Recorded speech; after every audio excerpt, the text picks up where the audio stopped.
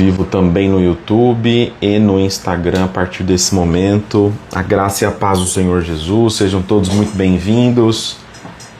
Aos que estão entrando agora, eu peço, não se esqueça de deixar seu like aqui e enviar tanto aqui no YouTube quanto no Instagram para alguém que você conheça que talvez tenha essa dúvida, embora eu acho que tem muito conteúdo na internet e provavelmente vocês já devem ter consumido muito conteúdo a respeito, porém eu acho importante vir aqui trazer também a minha opinião e, por que não, uma explicação a respeito desse tão importante movimento que nós, aprendemos de uma forma talvez errada, que é o movimento pentecostal. Paz, querido, o movimento pentecostal, o que é o neopentecostalismo, e no final, ou no meio para o final, se a CCB é ou não é uma igreja neopentecostal e se ela é ou não é uma igreja pentecostal clássica, E pelo que eu já vi aí, é uma dúvida de muitos. Por quê? Eu abri uma caixinha de perguntas, acho que semana passada, e a turma veio perguntando com força, sim, sobre isso. Eu não sei se saiu algum conteúdo, eu não sei se aconteceu alguma coisa, mas saiu um trem por aí, não é possível. E aí, quando a caixinha caiu, muita gente começou a me chamar no WhatsApp fazendo essa mesma pergunta. Eu quero saber se a CCB ela é neopentecostal, se ela é pentecostal, e nós vamos falar um pouquinho sobre isso hoje, tá bom? Não deixe de colocar o seu curtir aí, por favor. É importante para a gente alcançar mais pessoas. Vamos lá.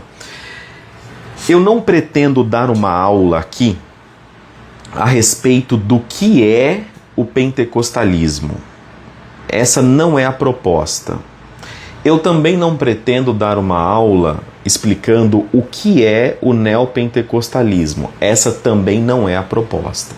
Embora eu vá nessa live falar um pouco a respeito do pentecostalismo e falar um pouco a respeito do neopentecostalismo e dar uma introdução superficial a respeito para ir depois ir direto para a resposta, se a CCB ela é uma igreja neopentecostal ou pentecostal, tá?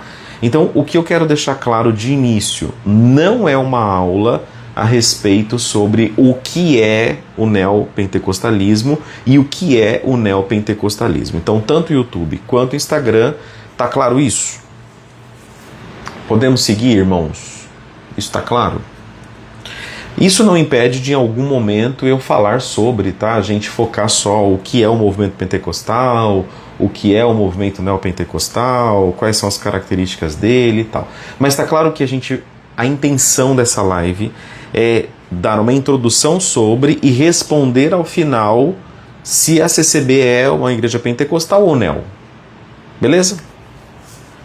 Antes de mais nada, eu quero trazer uma reflexão, que pós-pandemia nós tivemos uma repulsa com relação ao movimento pentecostal.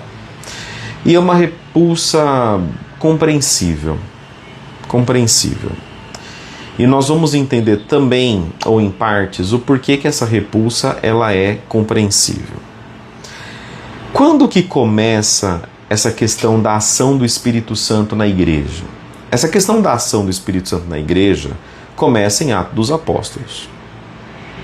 A gente tem ali um movimento do Espírito Santo a partir do Ato dos Apóstolos.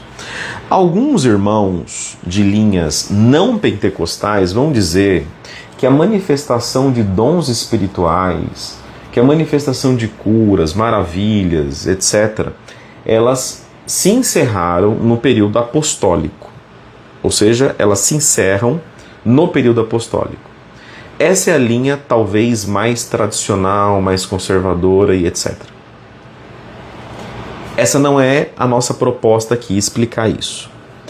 Em contrapartida, há os que defendem a contemporaneidade, nossa, errei, que os dons, eles são para o nosso tempo, são contemporâneos, é para o nosso tempo. E os que defendem essa linha também buscam na história em que momento os dons se manifestaram. Então eu vou trazer para os irmãos que no ano 172 existia um movimento, eu trouxe uma colinha aqui para não esquecer, existia um movimento chamado do Movimento dos Montanistas na Turquia, e dentro desse movimento existiram duas mulheres que profetizavam. Eu não estou julgando se o movimento montanista foi uma seita, foi uma heresia, tinha heresia, se teve exageros ou não. Eu estou falando que isso existiu. Isso existiu. Na Idade Média, Atanásio, assim como Agostinho de Hipona, Agostinho de Hipona um pouco antes, depois na Idade Média também, tanto Atanásio num período, Agostinho num período e na Idade Média, havia uma admiração pelo movimento montanista. E que, em resumo, era um movimento montanista? Eram pessoas que se reservavam, eram monges, entre aspas, né? Monges, que se reservavam para uma busca espiritual interna do Espírito de Deus. E essas pessoas muitas vezes praticavam o ascetismo. O ascetismo eu já trabalhei aqui tanto no YouTube quanto no Instagram, nos dois polos aqui. Um outro grupo que tinha muita questão da oração e a experiência mística, a oração pedindo cura, pedindo, enfim, manifestação de Deus, intervenção de Deus na vida cotidiana, foram os valdenses antigamente, não os valdenses de agora, mas os valdenses antigos. Eles tinham a prática de buscar a Deus para que ele pudesse intervir na vida cotidiana, principalmente no que diz respeito à cura. Martinho Lutero, que aí eu acho que todos aqui, tanto o Instagram quanto o YouTube, conhecem Martinho Lutero, existe um testemunho. Ele teve um grande companheiro chamado Felipe de Melanchthon. Esse Felipe de Melanchthon, ele é importantíssimo na história de Martinho Lutero. Ele adoece. Martinho Lutero, por sua vez, chega lá e ora com imposição de mãos pedindo a cura do Melanchthon. E segundo a história e a tradição, Felipe de Melanchthon alcança a cura. Em 1727, existia um outro grupo chamado Moravianos. Esse grupo Moravianos que influencia mais tarde o processo de conversão de John Wesley.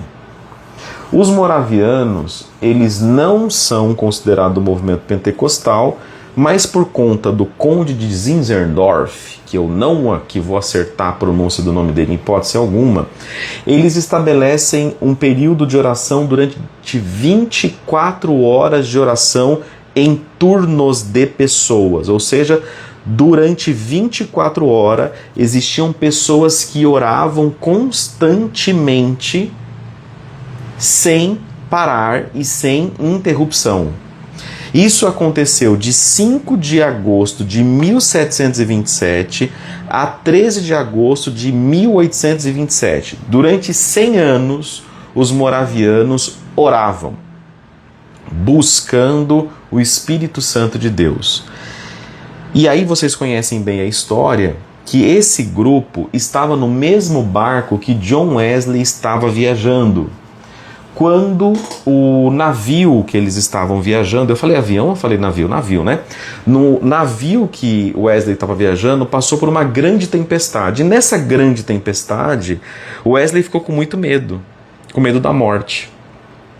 Wesley ficou com muito medo da morte. E nesse medo, o John Wesley ouviu alguém cantando. E nessa de ouvir alguém cantando, ele ficou impressionado que ele reconheceu o grupo dos moravianos. E aí ele falou uma frase que é a minha frase, que eu estou dando a Wesley. Agora, eu não sou crente, não. Como é que eu, John Wesley, no alto do meu academicismo, no alto da minha erudição, estou com medo, e esses crentes aí estão orando, estão glorificando a Deus, estão cantando, estão felizes, etc, etc, etc.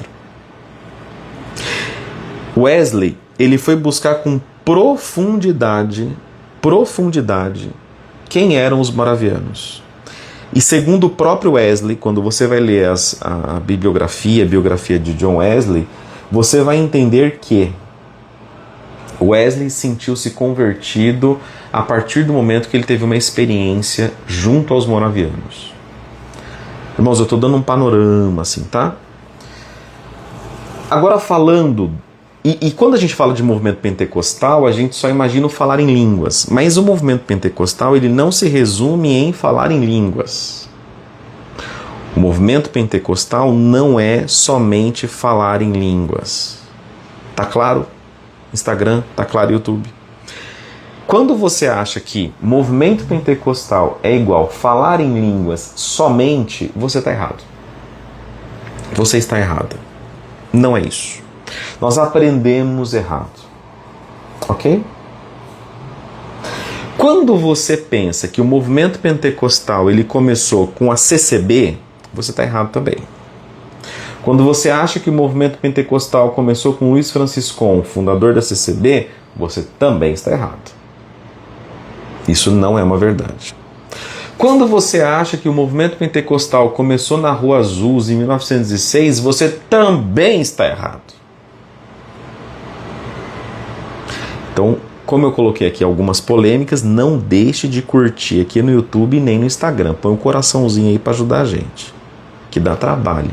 Arrumar a casinha aqui. Vocês estão me vendo e ouvindo bem aqui no YouTube, né, gente? Estou com receio de travar porque está com muita chuva aqui em São Paulo. Existia um homem chamado Parham, Charles Fox Parham.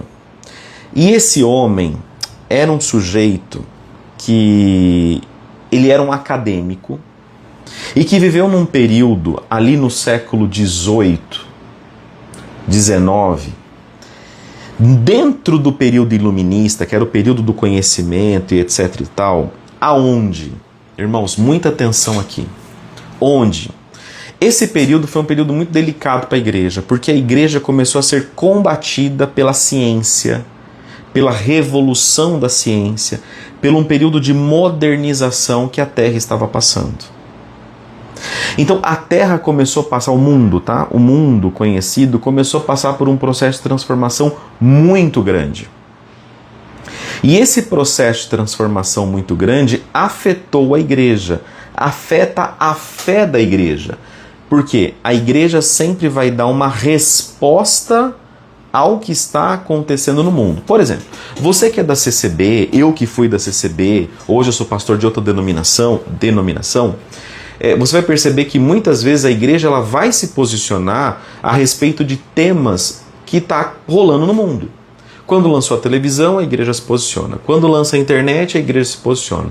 Quando lança a rede social, a igreja se posiciona. Quando lança um novo curso universitário, a igreja vai se posicionar. É comum a igreja se posicionar diante de novidades que estão acontecendo ao nosso redor. E não é diferente no século XVIII, num período onde o racionalismo, ou seja, a razão está imperando, a igreja se posicionar.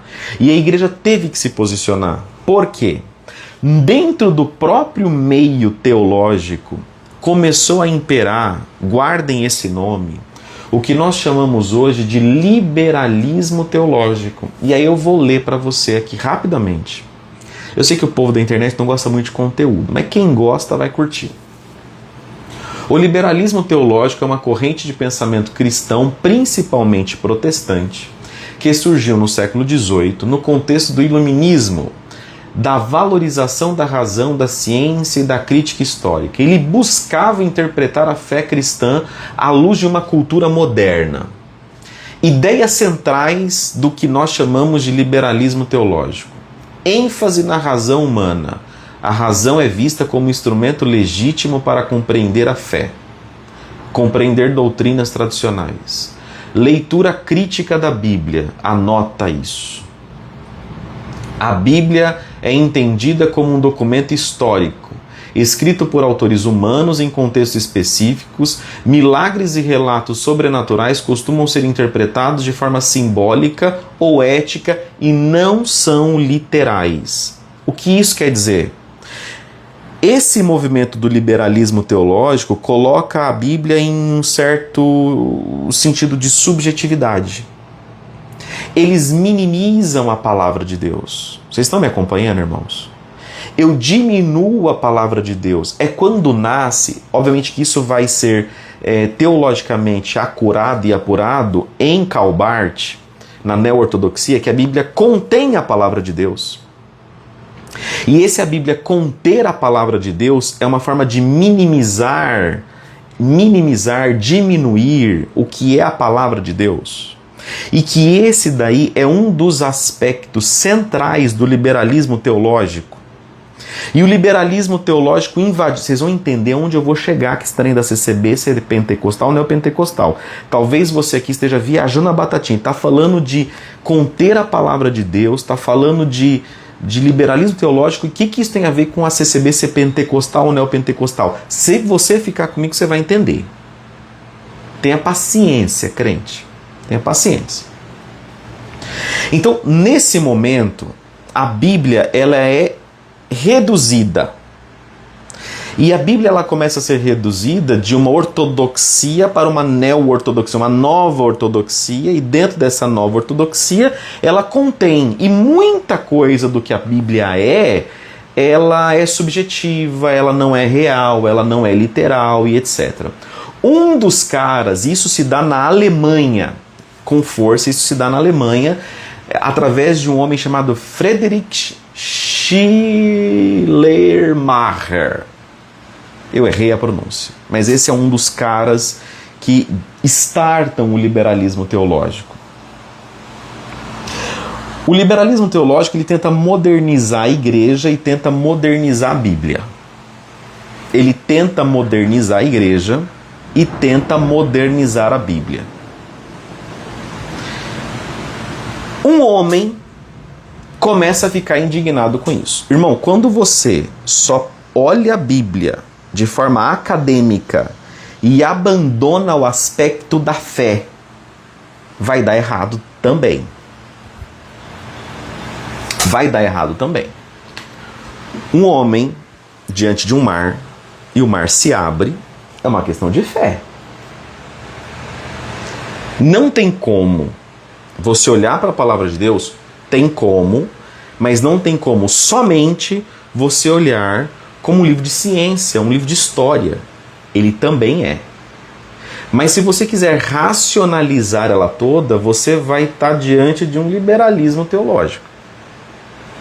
Ok? Quando eu falo não somente olhar com olhar acadêmico, eu estou falando quando você coloca ela em um aspecto de subjetividade. Ou seja, isso não é real, isso não é literal, isso não aconteceu de verdade, não foi bem assim. Esse é o liberalismo, ou parte de um início do liberalismo teológico. E um homem chamado Charles Fox Parham, ele fica indignado com isso. E nós estamos falando aqui do início dos anos 1900, antes da Rua Azusa, antes do que você conhece do que é o pentecostalismo. Dá um joinha só para eu saber se você está acompanhando o raciocínio. Ou se você quer que volte em algum ponto aqui. Tá tudo bem até aqui, meus irmãos? YouTube, Insta, me atualizem, tá? Então, Parham, ele, em certa medida, ele fica avesso ao liberalismo teológico. Então é nesse momento que ele grita não aos livros de teologia. Não se pode estudar teologia. A teologia é um problema. Eu tenho uma pergunta para te fazer. Parham estava completamente errado? Parham estava totalmente errado nesse contexto? Pensa um pouquinho, irmãos. O liberalismo teológico invadindo a academia. Os livros que eram lançados eram livros liberais. Ou seja, relativizando a Bíblia, relativizando os milagres, relativizando tudo. Parham chega e fala, para de estudar a Bíblia, para de estudar teologia. Estudar teologia é um problema. Quando Parham diz isso, o grupo de aluno dele acompanha ele. Irmãos, essa é a cultura que é implementada anos mais tarde nas Assembleias de Deus e também na congregação cristã no Brasil. que estudar a teologia é um problema, porque no meio teológico há liberalismo. Se você veio aqui cheio das suas opiniões, meu Deus do céu, o Bruno está passando pano de novo. Não, irmãos, eu estou explicando a história. E aqui não existia nem CCB. Aqui não tem nem CCB, eu não cheguei nela ainda. Principalmente a galera aqui do YouTube, tá claro, gente? Tem um irmão que escreveu aqui no YouTube, ela é nem pentecostal. O irmão quis dizer isso, ela é neopentecostal, só para eu entender. Ou é nem mesmo de nem é. Manda ver na aula, Brunão, vamos para cima. Queridos, então o Parham, ele junta um grupo de mais ou menos 40, 50 pessoas, aí cada estudioso vai falar uma coisa, e ele desloca essa galera e arranca desse movimento de estudo bíblico por medo de não ser nenhuma coisa... entendi. De não ser... O medo do Parham é... Aqui tem o liberalismo. Então, gente, vamos queimar os livros, vamos parar de estudar teologia, porque é de fato um problema. Porque o povo vai ficar confuso, o povo vai cair nessa do liberalismo.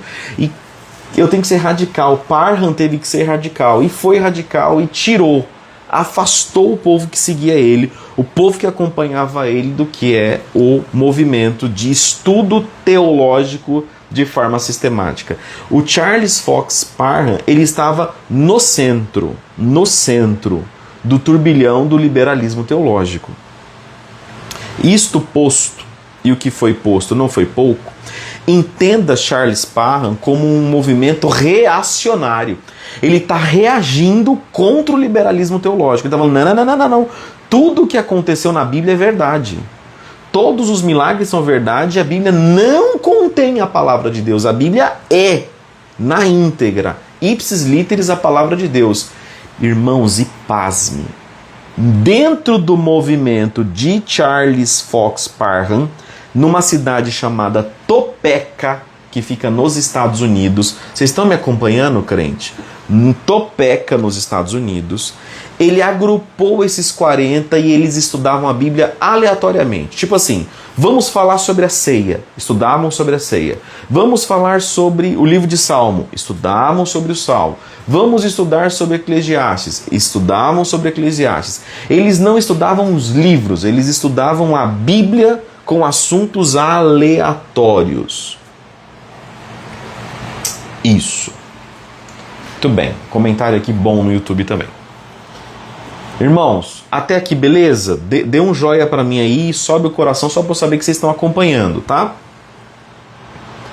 Até aqui não existia CCB. Até aqui não existia Assembleia de Deus. Até aqui não existia falar línguas. Até aqui não existia profecia. Não existia, quer dizer, existia, mas não no contexto como você entende do que é o pentecostalismo. Nós não estamos falando de igreja, é a história como ela é, de forma superficial e resumida, deixando um monte de coisa para trás ainda, hein? Não daria tempo. Eu sei que o povo da internet não gosta muito de conteúdo. Dentre os alunos do Parham, tinha uma mulher. E essa mulher chamava-se Agnes. Agnes. Você já ouviu esse nome, Agnes? Escreve para mim aí, tanto no YouTube quanto no Instagram, se você já ouviu falar no nome Agnes, aluna de Parham. Sim ou não? Você já ouviu falar nela? Agnes. Você já ouviu falar nesse nome? Fala pra mim. Não. Aqui no Instagram não. YouTube. Conversa comigo. Você já ouviu falar? Ah lá, outro não aqui. Não aqui também. Então, é muito raro pessoas que já ouviram falar no nome Agnes. Mas eu vou te dar um desafio, deixar um desafio para você. Anota esse nome, Agnes. Anota esse nome e pesquise sobre ele. Mas tente buscar.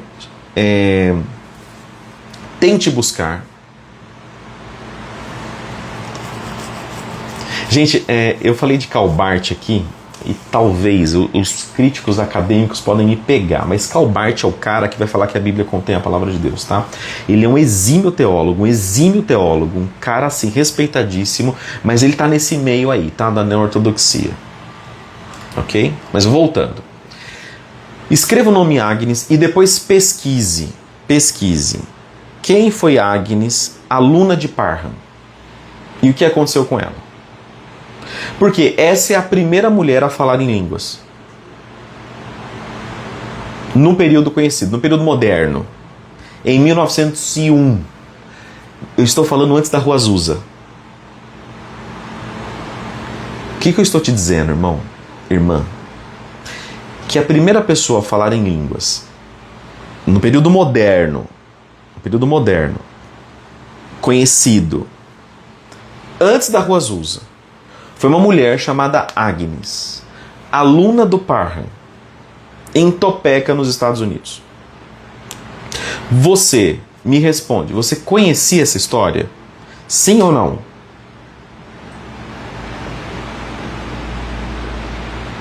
YouTube dizendo não. E o Instagram?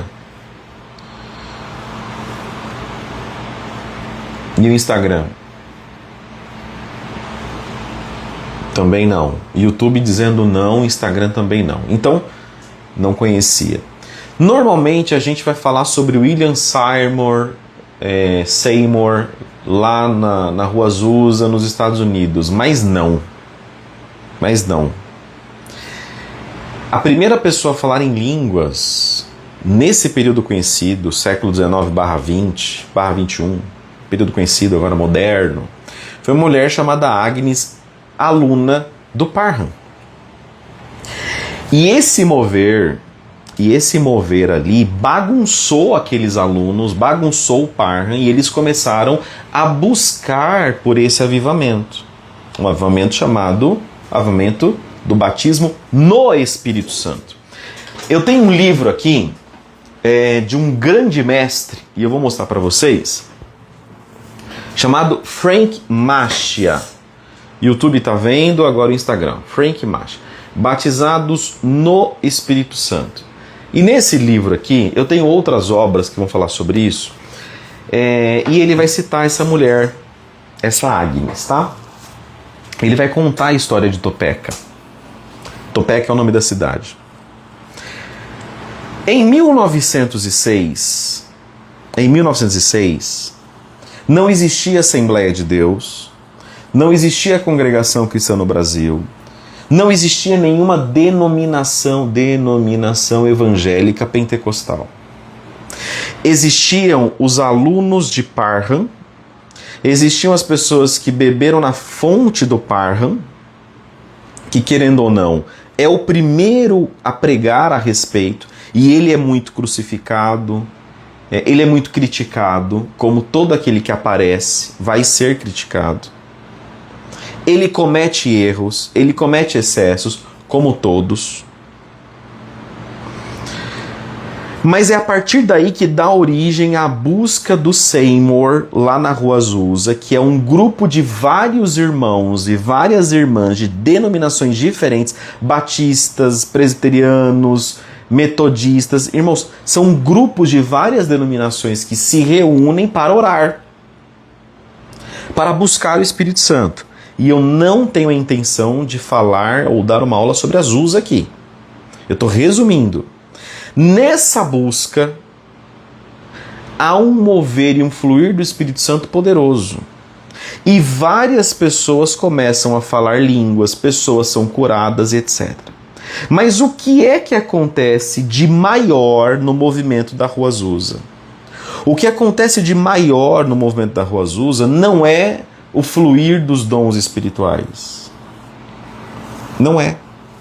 E eu não estou nessa live discutindo continuidade ou não dos dons espirituais, tá? Não estou discutindo isso. Nós vamos chegar na resposta se a CCB é uma igreja pentecostal ou neopentecostal. E talvez para você seja uma resposta definitiva, tá? Eu tenho certeza que vai ser. Exatamente. Já teve uma irmã aqui que pesquisou sobre a Agnes e já encontrou conteúdo. Fico muito feliz por isso. Muito bem. Essa daí foi a que falou em línguas, lá em Topeka.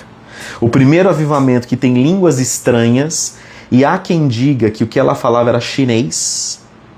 Há quem diga que ela não conseguia falar mais inglês, ela falava em chinês e não tinha nenhum chinês ali, né? Alguns que entendiam mais ou menos o que ela está falando, né? Então, é isso, irmãos. Isso é pouca gente que vai te ensinar, tá? O povo quer, enfim, não vou criticar ninguém aqui não. A Rua Azusa, ela tornou-se um movimento de missões.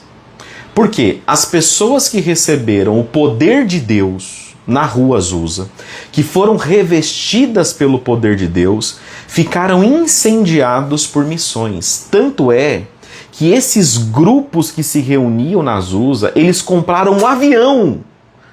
Eu quero fazer outra pergunta. Você sabia que os grupos que se reuniam na Rua Azusa compraram um avião para evangelização? Ó, já tem uma primeira resposta no YouTube. Não sabia. Instagram, alguém aqui sabia que lá na Rua Azusa houve uma coleta especial, uma oferta especial para a compra de um avião para que eles pudessem evangelizar e levar para o mundo a experiência que eles estavam vivendo lá? Um irmão aqui disse que já ouviu sobre. Irmãos, eles compraram um avião, há quem diga, de 40 lugares. Há quem diga de 40 lugares. E o movimento da Azusa, ele foi um movimento para evangelização, porque Atos capítulo 1, versículo 8 diz que o revestimento de poder é uma força capacitadora para que você leve o evangelho, que você fale sobre Jesus. Porque, irmão, com que coragem um homem sem o poder de Deus vai para uma praça pregar?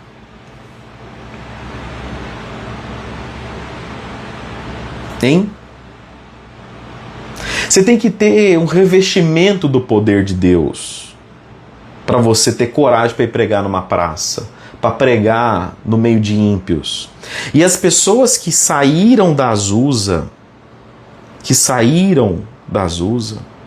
saíram pregando o evangelho para onde iam, influenciando batistas, influenciando metodistas, influenciando presbiterianos. Pessoas presbiterianas abandonaram o presbiterianismo, pessoas batistas abandonaram não, né? Porque não tinha uma denominação específica para esse movimento. Mas eles começaram a viver isso, essa efusão do Espírito, e começaram a propagar. Gente, olha, existe ali o batismo no Espírito Santo, as pessoas estão falando em línguas, estão vendo curas, estamos vendo milagres, e Jesus cura, Jesus liberta, e Jesus salva, e você tem que vir para Jesus, e isso, irmão, incendiou. Tanto é que a partir da Rua Azusa, o movimento de missões e de evangelização, ele cresceu significativamente, não só nos Estados Unidos, mas no mundo. Se você pesquisar qualquer livro de história, você vai notar que foi a partir da Rua Azusa que houve um salto de evangelização no mundo. Então é inegável que o revestimento de poder que acontece naquele lugar, ele tem muito pouco sobre línguas estranhas, porém muito sobre evangelização, porém muito sobre poder de Deus para falar de Jesus e ser testemunha dele. Vocês estão comigo, irmãos? Então, a partir da Rua Azusa, homens como William Durham foram influenciados, missionários foram influenciados, missionários que falavam línguas, que viam curas, que viam milagres e maravilhas, e que através desse poder evangelizavam, e que através desse poder falavam de Cristo com firmeza. E que falavam em línguas e mistérios com Deus para consolo e edificação particular, e que falavam xelolália para evangelizar em outras línguas, e que glossolália era uma edificação pessoal, e o culto avivado, e profecias acontecendo, e o fluir do Espírito Santo acontecendo. E eu não estou falando do nome da sua igreja. E eu não falei de Luiz Franciscon aqui. E eu não falei de Daniel Berg e Gunnar Wingre aqui, eu não estou falando de assembleia e de congregação. É antes dele, é antes deles. Ainda não tem relação com a sua igreja, porém eu vou chegar na CCB. E vou chegar. Ok? Então, que fique claro que línguas não começa na Rua Azusa. Primeiro ponto. Segundo ponto, que a Rua Azusa é um movimento que afetou mundialmente o que nós entendemos por evangelização. Afetou mundialmente. Existiram dois homens, chamados Daniel Berg e Gunnar Wingre, que não estavam na Azusa, mas que tiveram acesso.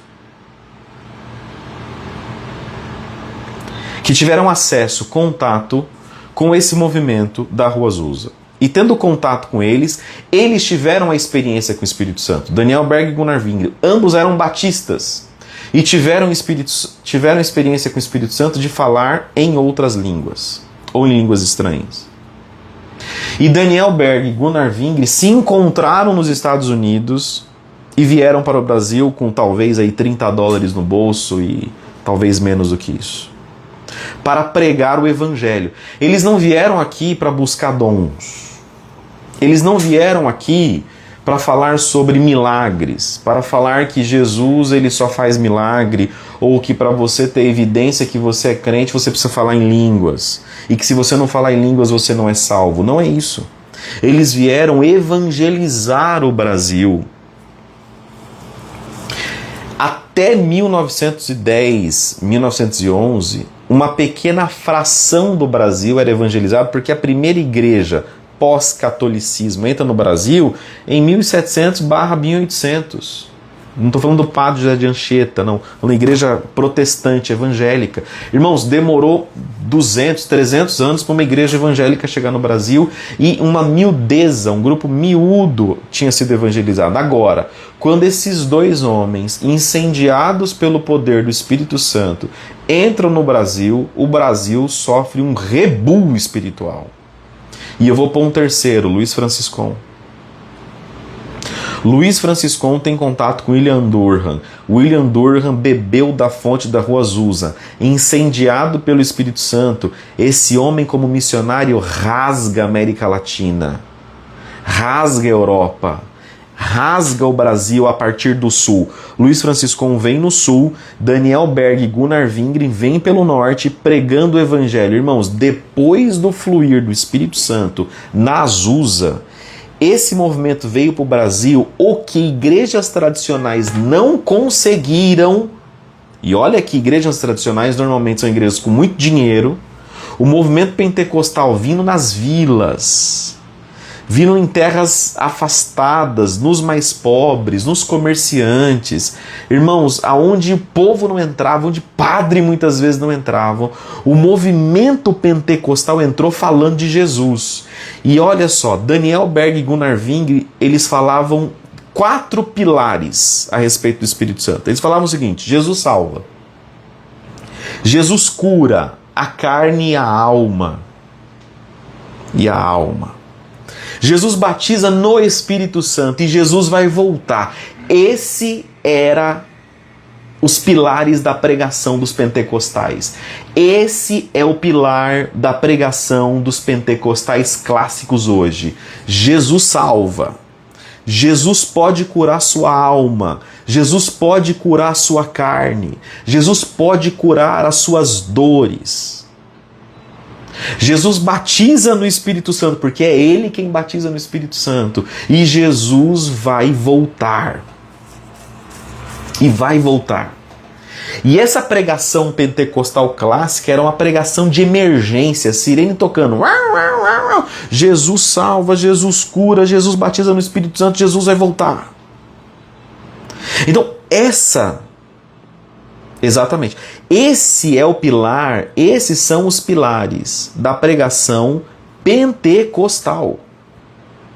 A pregação pentecostal é uma pregação de evangelicalismo, de evangelismo, mas que dentro desse bojo traz cura, traz o batismo no Espírito Santo com uma potência muito grande, traz a emergência, traz a urgência, a iminência do retorno de Jesus e a espera ansiosa por isso. Então, quando você fala de pentecostal clássico, esses são os pilares.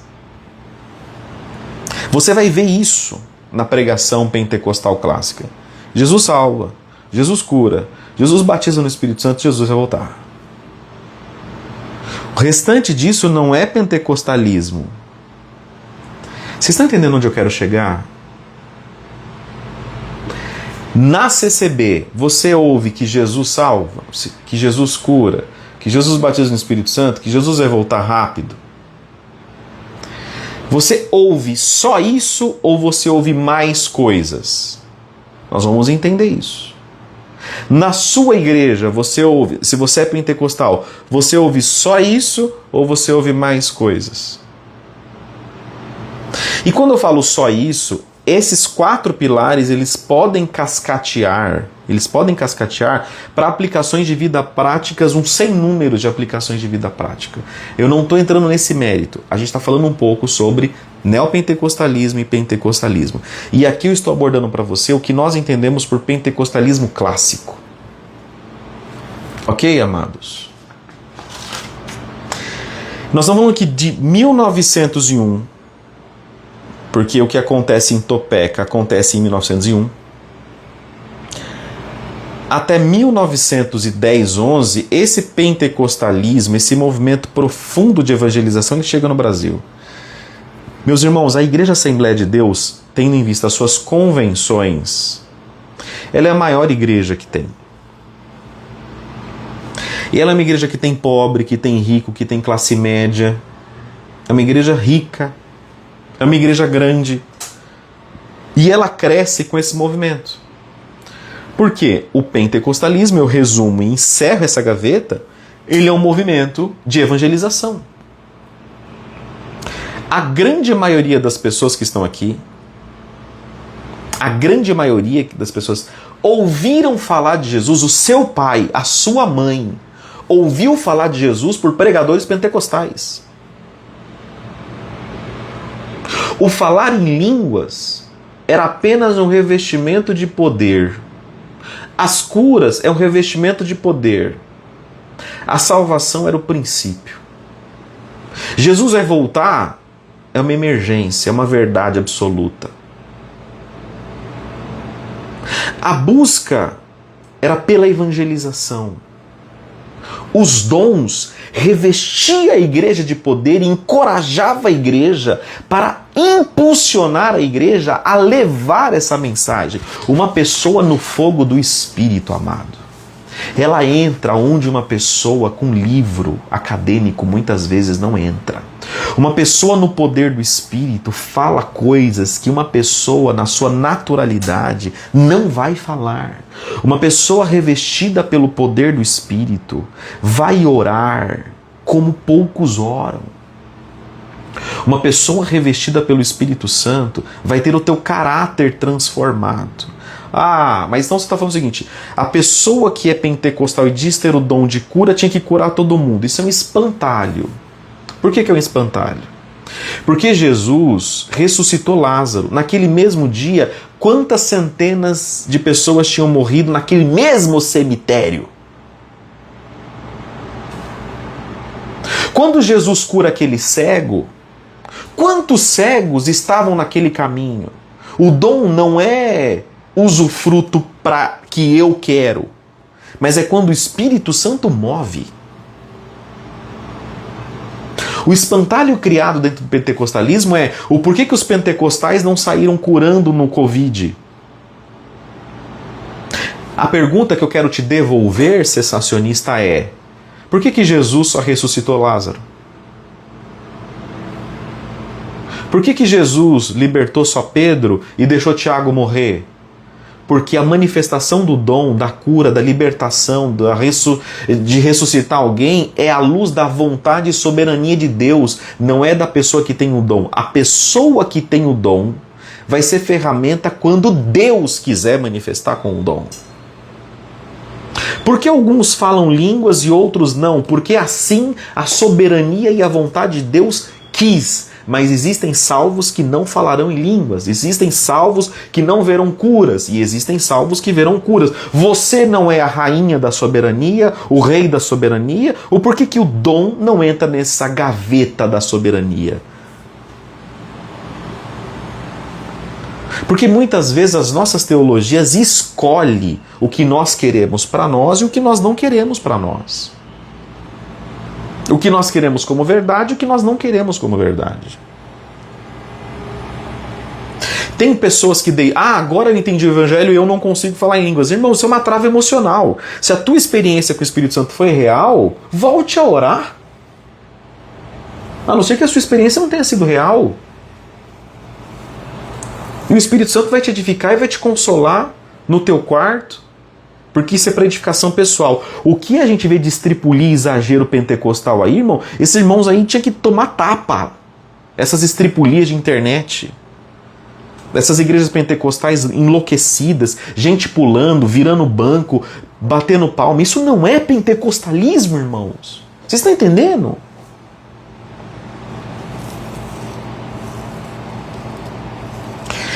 Tem um comentário aqui no YouTube que é: muitos pentecostais clássicos pescavam em aquário desconsiderando as igrejas reformadas. A mesma coisa que igrejas reformadas fazem hoje.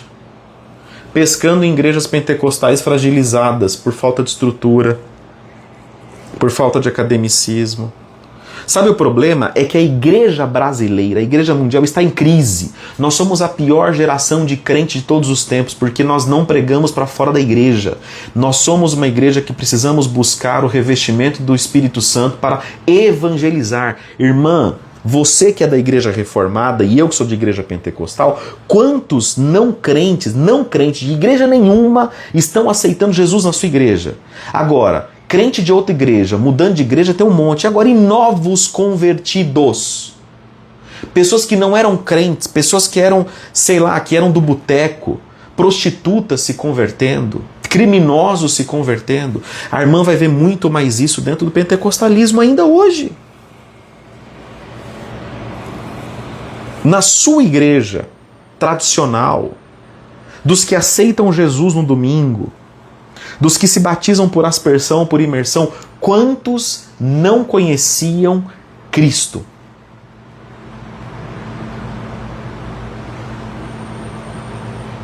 Irmão, quem mistura Umbanda e Candomblé com o pentecostalismo não é o pentecostalismo. Você está entendendo? Está entendendo? É a mesma coisa de eu falar que as igrejas tradicionais deram vazão ao liberalismo. Eu não posso pegar os excessos de pentecostais e classificar todo pentecostal como um manguista. Olha que doideira, entendeu? Isso é criar um espantalho.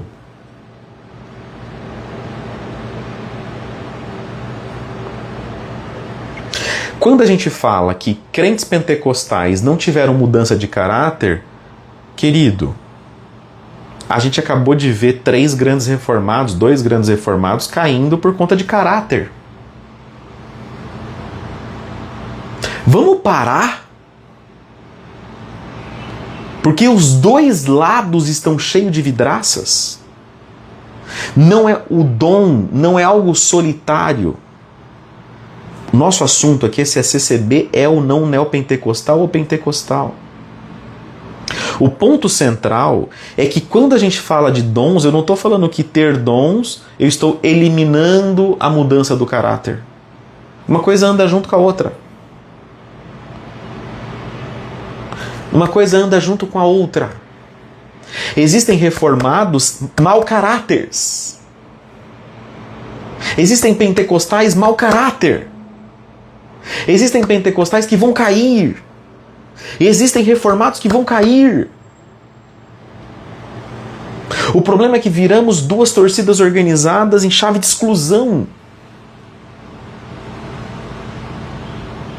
O assunto não é esse. É que quando eu paro para responder uma pergunta ou refutar um comentário, aí eu perco o foco. Onde eu estava? Onde eu estava, irmãos?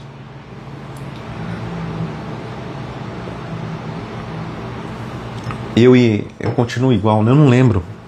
Deixa eu pegar na anotação aqui. Eu falei que Jesus salva, cura, batiza no Espírito Santo e que voltará, né? Perdão, gente. Quem tá comigo há mais tempo sabe que eu me perco, né? Eu me perco aí. Não esqueça de deixar o seu like aqui, tanto no Instagram quanto no YouTube, tá? Voltei. Bom, então existe um grande professor, pastor, etc., chamado Paul Freston. Esse Paul Freston, ele classifica o pentecostalismo em 3 ondas. YouTube tá me ouvindo bem? YouTube tá me ouvindo bem?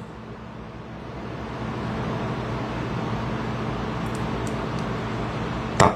Tem uma irmã indicando aqui no YouTube para pesquisar sobre neopentecostalismo em tal site. Irmã, vai lá. Vai lá, tá? Nós vamos chegar aí.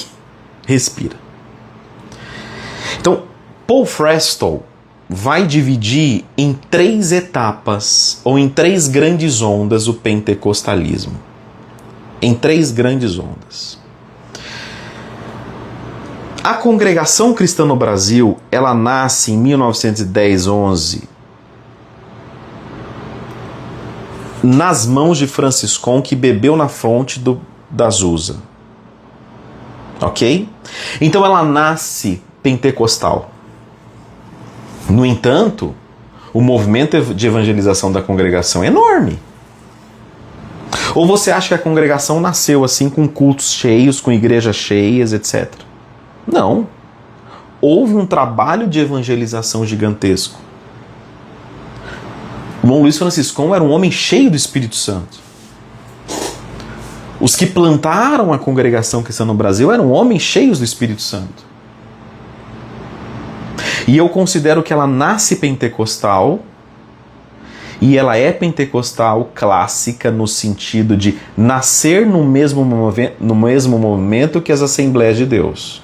Ela nasce pentecostal. Porém, assim como tudo na vida sofre influências externas,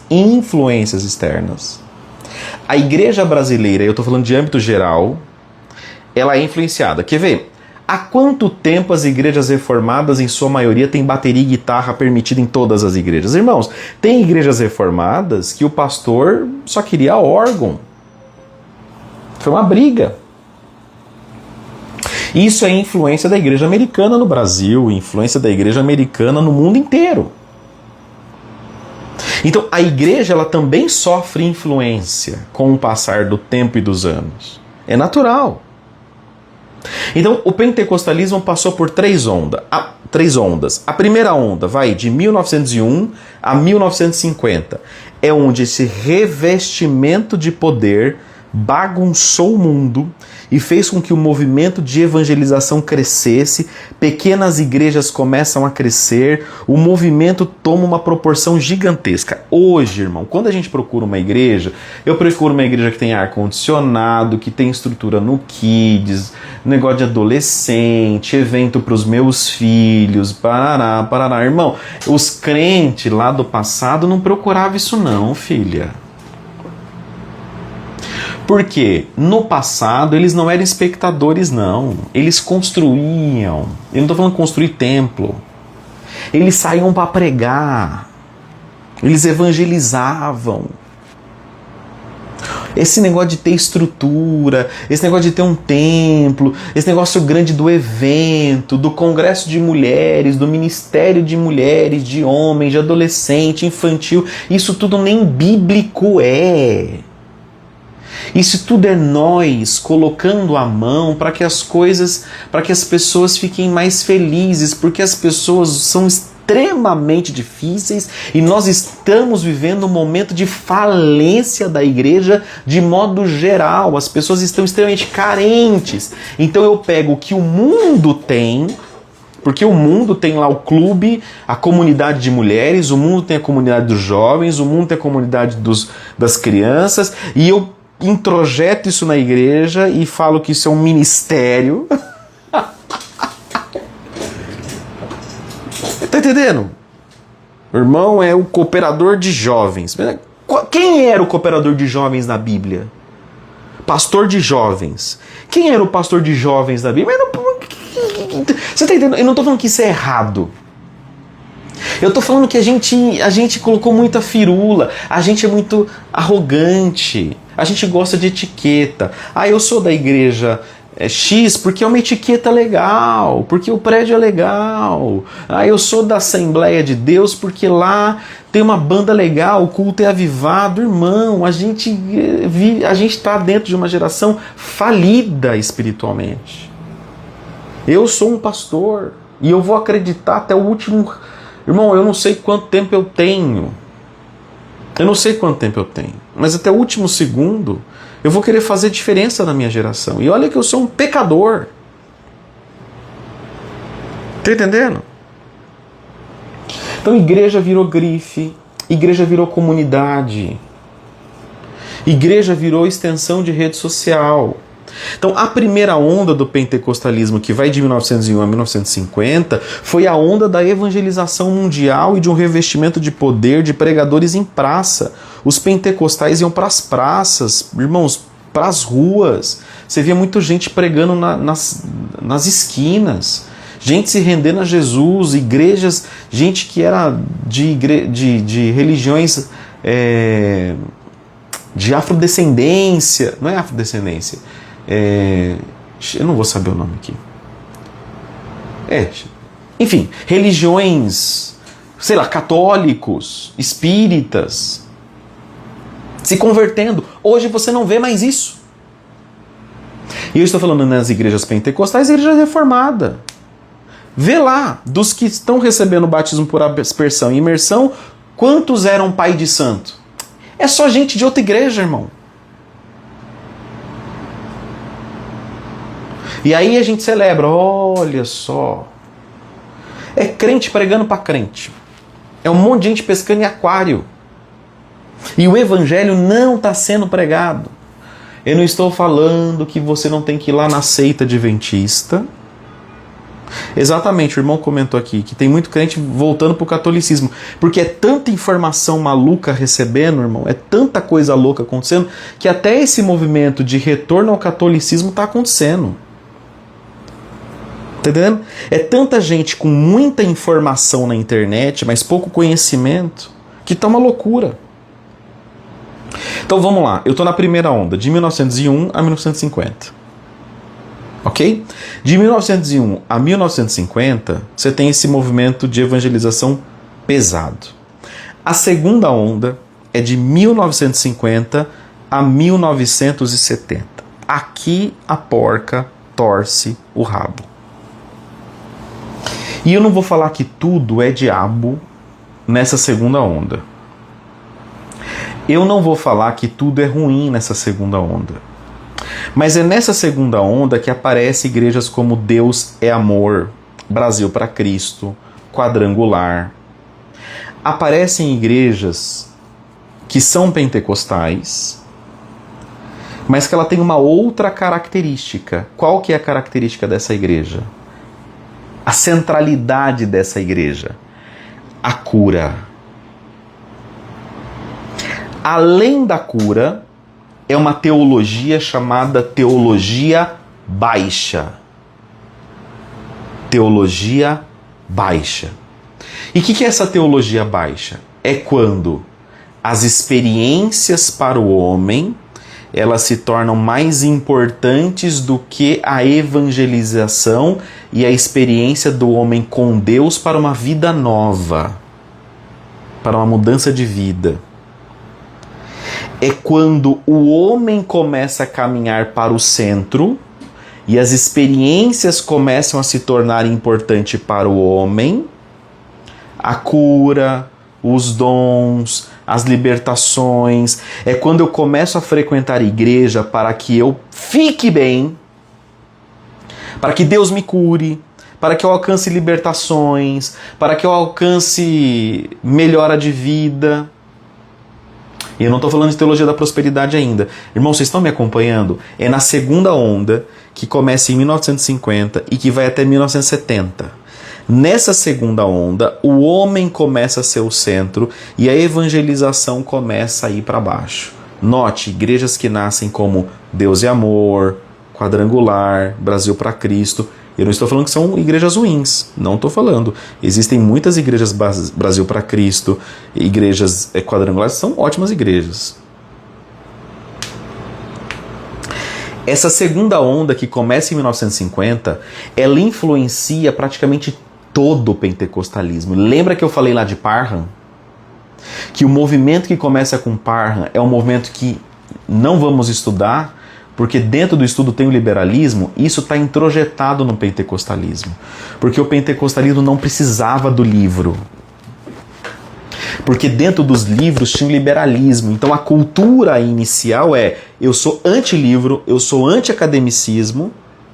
A Assembleia de Deus nasce assim. A congregação nasce assim. Existiam moléculas dentro do DNA da congregação da Assembleia que, com medo do liberalismo, se afastaram do academicismo. Hoje, meus queridos, a revista de Escola Bíblica das Assembleias de Deus é uma das melhores. Vocês estão entendendo? Nessa segunda onda, a coisa começa a pegar. Por que começa a pegar? O homem vem para o centro, eu tenho um problema de estudar teologia, o homem vem para o centro, eu tenho um problema com o estudo teológico. Então, o pentecostalismo clássico, a Assembleia de Deus clássica, ela continua afastada do academicismo, porém, eu ainda continuo num processo de evangelização e continuo crescendo. No meu ponto de vista, em 1950, o que está acontecendo com a congregação?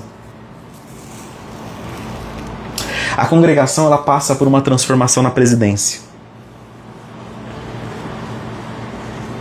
A congregação ela passa por uma mudança na presidência. As pregações na congregação e os ensinos começam a dizer o seguinte: para você casar, busque a palavra, porque senão seu casamento vai dar errado. Eu coloco o homem no centro. Para você comprar alguma coisa, busque a palavra, que senão você vai pegar a maldição com a sua mão. Eu coloco a sua vida no centro. Para você montar um negócio, busque a revelação da palavra, porque se você montar um negócio e não é a vontade de Deus, vai dar errado. Ninguém busca a palavra para casar, para que o casamento seja para a glória de Deus. Eu busco a palavra para casar, porque eu não quero que chova no dia do meu casamento.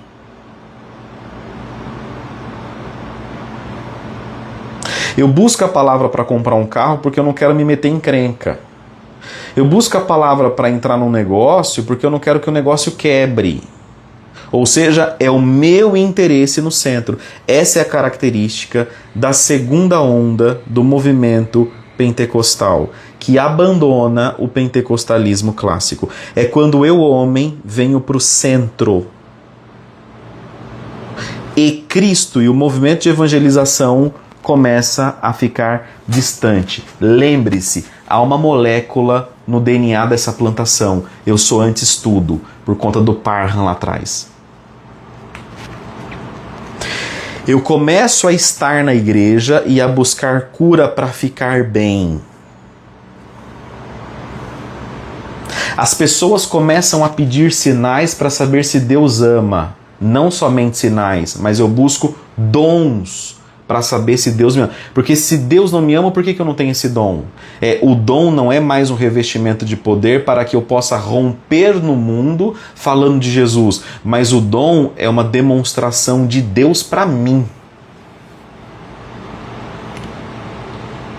Então a congregação ela sofre uma influência nessa segunda onda poderosa.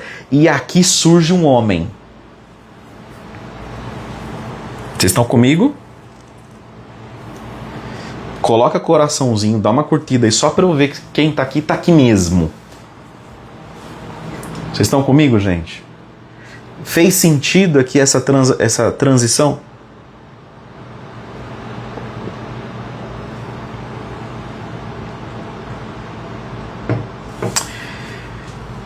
Em tese sim, irmã Karen. É até bom ela falar que não é, né? É até bom. Bom, de 1950 a 1970, essa é a segunda onda. É um movimento de cura e libertação muito forte e o homem no centro. Irmão, a congregação está nessa onda. E ela absorve essa segunda onda. Davi Miranda aparece. Davi Miranda aparece levantando gente de cadeira de rodas.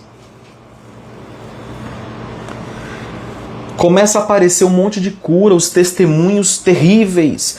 E são testemunhos que enaltecem o homem, colocam o homem numa posição de fama, e as igrejas aonde o irmão prega e acontece alguma coisa enche mais, e a gente começa a buscar pra gente, e olha o que acontece com a congregação, irmãos. Seria tão lindo se por um minuto 1 milhão de pessoas estivessem ouvindo isso, e não é uma crítica à congregação, mas é uma crítica a nós. As pessoas começam a correr atrás de irmãos cheios do Espírito Santo, cheios de dons, para alcançar benesses de Deus, mas eu não quero o revestimento de poder de Deus para que eu possa romper no mundo, evangelizando e falar de Jesus. Eu manifestar dons espirituais é para eu mesmo, e quanto mais alto eu falo, eu fujo do que a Bíblia diz sobre manifestação de Deus. Olha só, eu começo a fugir disso para que eu mostre que eu tenho, que eu sou. Os dons e a manifestação de dons na igreja se afastam até do que a Bíblia disse, se afasta do que aconteceu na Azusa, se afasta do que aconteceu em Topeka, se afasta do que aconteceu no pentecostalismo clássico. O pentecostalismo começa a se afastar da sua origem. E a sua origem é a origem do cuidado, do acolhimento e do desejo ardente por falar de Jesus. E as pessoas começam a ter medo.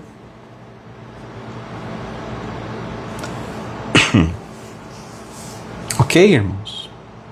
Nasce um homem aqui entre 1950 e 1970 chamado Robert McAllister. E você não tem ideia a influência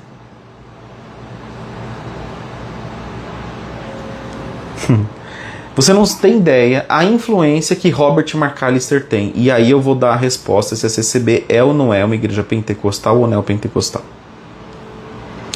Robert McAllister, ele surge, e ele é um canadense que vem para o Brasil, e ele prega, além da cura e da libertação, ele começa a pregar sobre a prosperidade financeira.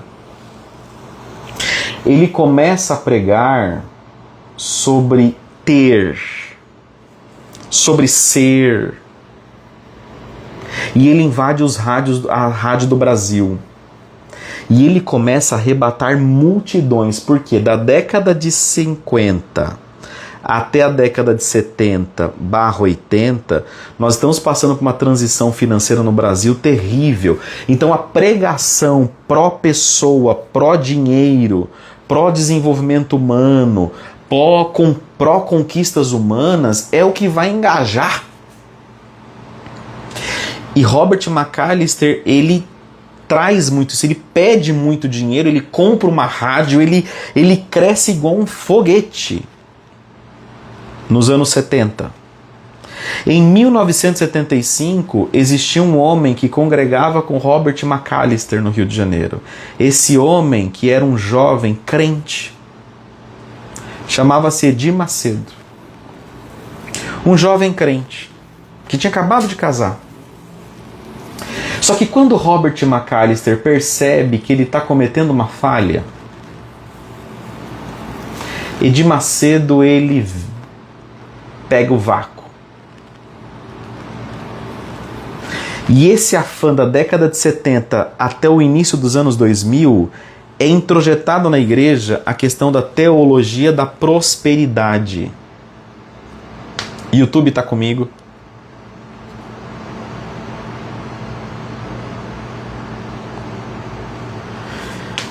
Benção. O YouTube está comigo, o Instagram está comigo. Então, da década de 70 até o início dos anos 2000, você tem esse movimento, e esse movimento da teologia da prosperidade é muito forte. Da igreja do Robert McAllister saem Edir Macedo, R.R. Soares,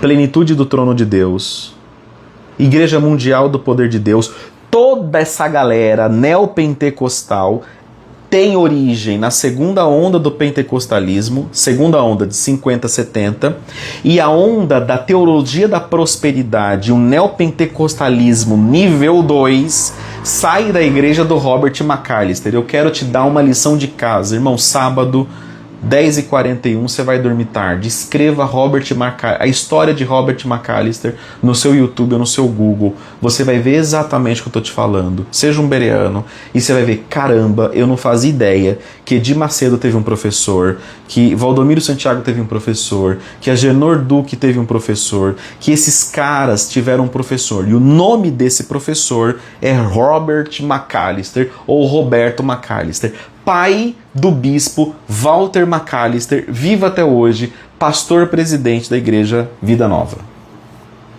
Gigantesco. Edir Macedo corre para essa teologia da prosperidade. Nos anos 70, também surge um homem chamado Kenneth Hagin. Kenneth Hagin. O Kenneth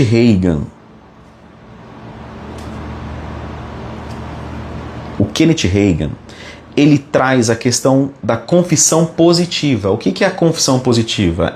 Eu declaro, eu decreto, isso vai acontecer. É um pensamento positivo. O meu corpo está curado, eu estou doente, mas meu corpo está curado.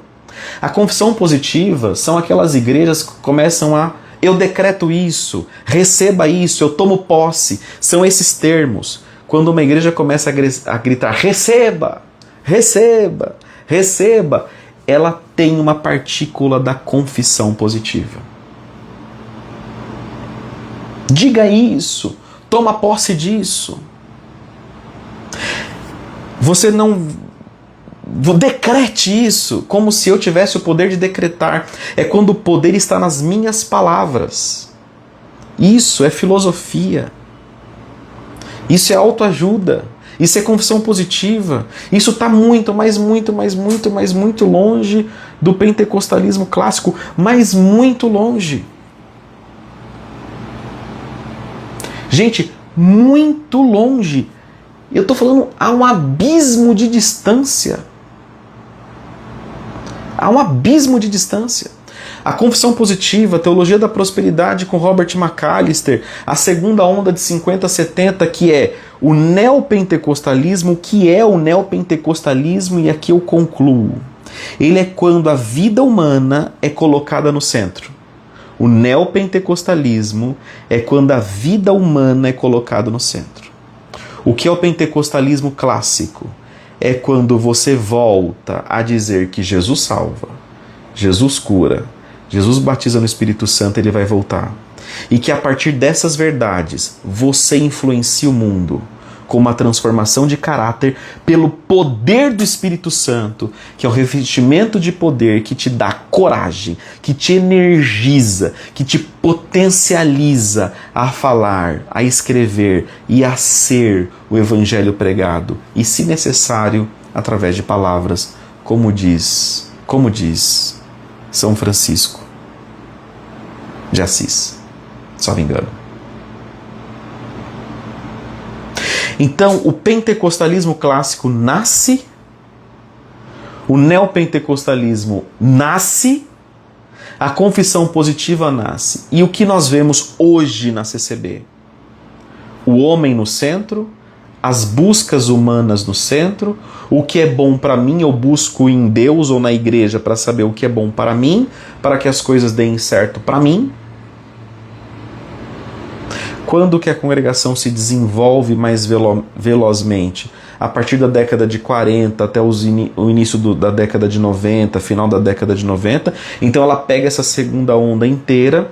Irmãos, e vocês que são ex-CCBs ou CCBs, e eu com muito respeito, eu amo os meus irmãos.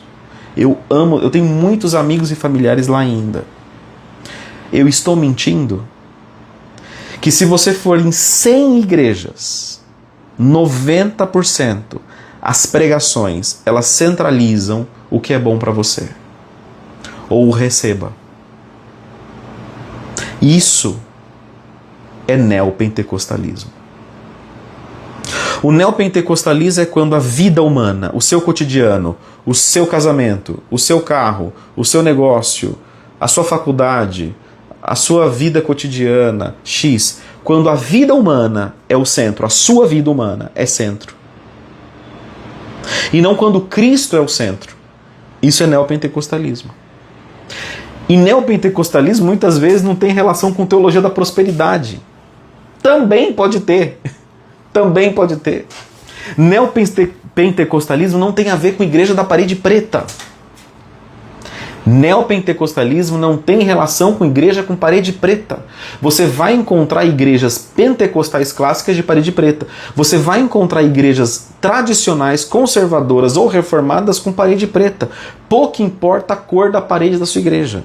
Você tem que entender o que é pregado e como é pregado. Aí você vai saber diferenciar o pentecostal clássico, o neopentecostal, o reformado, o continuista, o cessacionista. Aí eu quero terminar não dando uma resposta, mas é te fazendo uma pergunta. Na tua igreja, irmãos, e você é muito egoísta se você falar o pregador da minha comum não põe o homem no centro. Eu estou falando da instituição.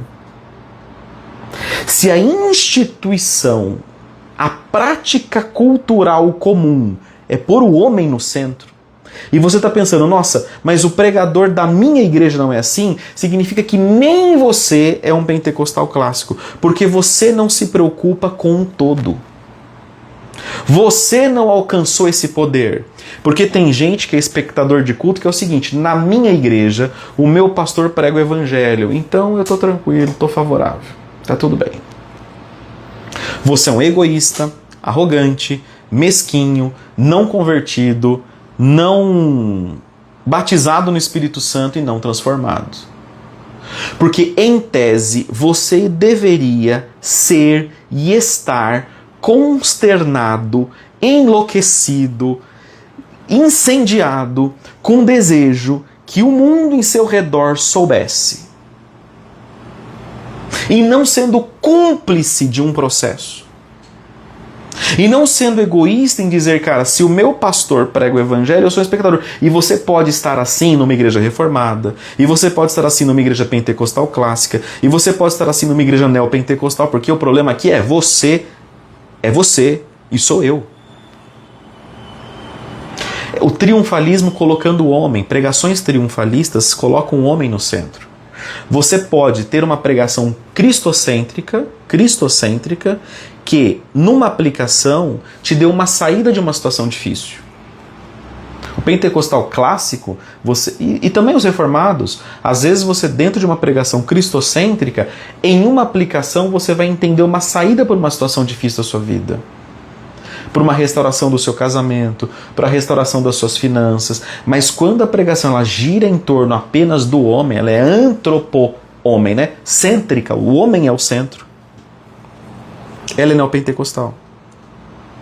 Eu concluo dizendo o seguinte: será que você é o egoísta que se sente feliz porque o seu pregador de estimação está pregando tudo certo?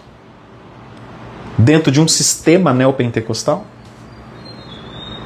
Ou será que você deveria ser também um atalaia? Ou será que você deveria ser também uma pessoa indignada?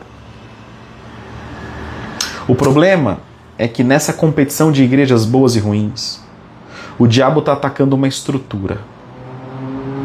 E a estrutura é a maneira como cremos.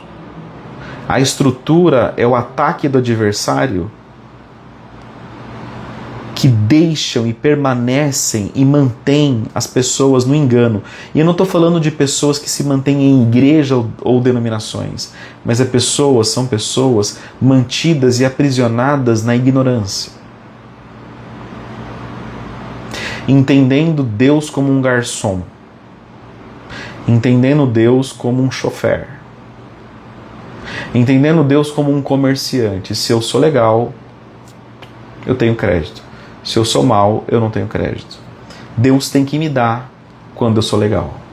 Deus não tem que me dar quando eu não sou legal. Pastor Bruno, qual a sua resposta? A congregação é uma igreja pentecostal ou neopentecostal? Institucionalmente, eu vivi lá. Sem dúvida. Os desigrejados vão aumentar em escala, porque o diabo, ele está trabalhando para isso. Porque é muito difícil, e eu estou respondendo uma pergunta do YouTube, é muito difícil conviver em comunidade. É muito difícil. Porque a comunidade é a união de pessoas imperfeitas convivendo entre si para um aperfeiçoamento. E quando o nosso adversário espalha essas pessoas e elas se sentem autossuficientes e não convivem com os diferentes e com as dificuldades, elas não se desenvolvem e não desenvolvem o seu próprio caráter, porque desenvolvimento de caráter não é sozinho. Você não vai desenvolver ou produzir o fruto do Espírito sozinho. Mas é sendo corpo, é convivendo, é vivendo com, é estando junto. Então, o adversário, ele vai colocar confusão dentro das igrejas, para que as pessoas se sintam autossuficientes e se isolem das igrejas. É muito complicado viver casado, com filhos, em família, passar uma virada de ano com seus primos. Se na sua família, que é o mesmo sangue, você tem dificuldade, quem dirá na sua comunidade? É muito difícil você viver vendo a falha do seu pastor, e perdoando, e zelando, e cuidando. Porque agora a nossa oferta é muito grande. Eu não estou feliz porque o pastor está usando uma camisa preta e eu sou flamenguista, eu gosto de vermelho, sei lá, estou dando um exemplo chulo. Eu mudo, porque a oferta de igreja ela é tão grande, mas é como se fosse padaria hoje, é tão grande, mas tão grande, que qualquer coisa que me deixa mal, eu saio. E você não está percebendo que você não vai se desenvolver. Irmão Gessé, é que eu acredito na continuidade dos dons, eu acredito que Deus, ele pode fluir com profecia. Eu tenho experiência de vida nisso. O problema é quando isso é o centro da vida, é o centro da busca. É quando a igreja, isso é a base da igreja. A maior parte das pregações institucionais, você não vai ver aplicação de vida prática.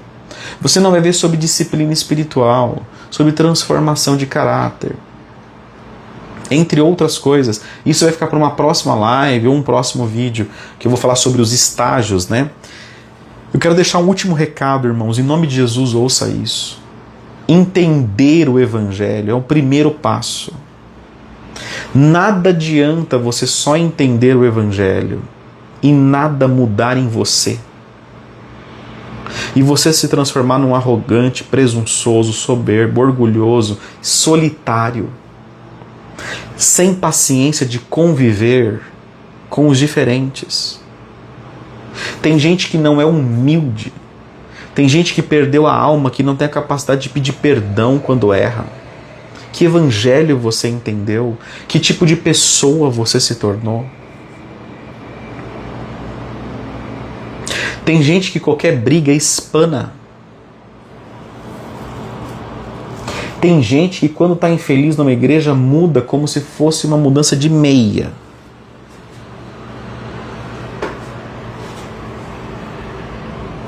Está entendendo? As pessoas intelectualizaram o Evangelho. E tem um outro ponto que é interessante. As pessoas saem da congregação e põem uma barba ou cortam o cabelo. E que mudam, até por um fator emocional, o jeito que comem, aonde vai, o jeito que anda, o jeito que veste, mas essência de transformação mesmo não avançou. Está brigado com o irmão, está brigado com o parente, a família está desunida, não tem paciência, o marido não foi transformado. No íntimo mesmo, a sua diferença de ter saído da CCB ou da Assembleia é que agora você tem uma barba. É que agora você cortou o cabelo. Mas em essência mesmo, você está impaciente. Você acha que a sua igreja é perfeita? Você acha que a sua teologia é perfeita? Que o teu Jesus é mais bonito? Você se perdeu, achando que você saiu, agora está com cabelo diferente. E que agora você usa brinco, batom, bermuda e vai para o estádio. E que isso é liberdade em Cristo. E você não entendeu nada. A sua capacidade de resignação, de longanimidade, de benignidade, de domínio próprio, nem existem. Você e eu nos tornamos peritos em recortar frases de efeito do Timothy Keller, de repostar pregações bonitas. Sabe o que a gente quer ver mesmo? É fogo no parquinho, é fofoca, é sangue.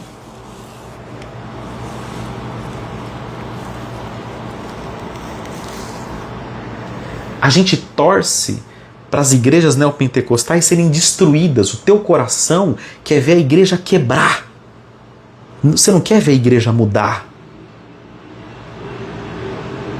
Você não quer que os pregadores mudam.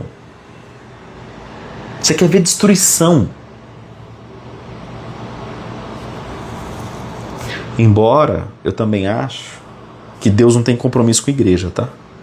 Se Deus tivesse compromisso com a igreja, seria muito mais fácil ele mudar a igreja católica do que mudar a adventista. Ele já ia ganhar 1 bilhão de crentes. Agora, meu filho, minha filha, não é porque seu cabelo está mais curto, não é porque agora você usa bermuda que você está livre em Cristo. Às vezes, você está mais preso e não percebeu. Amém? Existe infelizmente, um ódio contra os pentecostais muito grande por culpa de igrejas neopentecostais como a CCB, porque ela causou muitos danos com falsas promessas, porque ela pregou o triunfalismo que o pentecostalismo clássico não ensinou. Ela pregou prosperidades que o pentecostalismo clássico não ensinou. Porque o pentecostalismo clássico não tem a ver com isso. A essência do pentecostalismo clássico não é triunfalismo, não é prosperidade, não é antropocêntrico. E infelizmente você que está aqui me ouvindo e que você já está discordando de mim desde o primeiro minuto e você não quer me ouvir e você já está com raiva porque você queria estar me falando um monte de coisa, deve estar encaminhando esse vídeo para as pessoas que vão me refutar. Porque você pegou ódio da palavra pentecostal, sem nunca ter sabido que foi Agnes que falou língua dos anjos primeiro.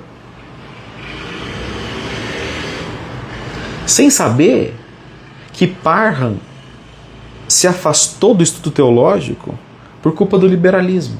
E que há um liberalismo voltando, irmãos, na rua de cima aqui da minha casa, a 2 quarteirões, tem uma placa de uma igreja liberal que vai ser aberta num prédio maravilhoso, porque esse povo oferta, essas igrejas crescem. Há 1 quarteirão ou 2 aqui, quarteirões da minha casa. Eu e minha esposa passou hoje uma igreja liberal, na placa, liberal. Liberal. Tem gente que só porque tem barba acha que entendeu o evangelho, mas que não consegue se submeter a uma disciplina de uma igreja.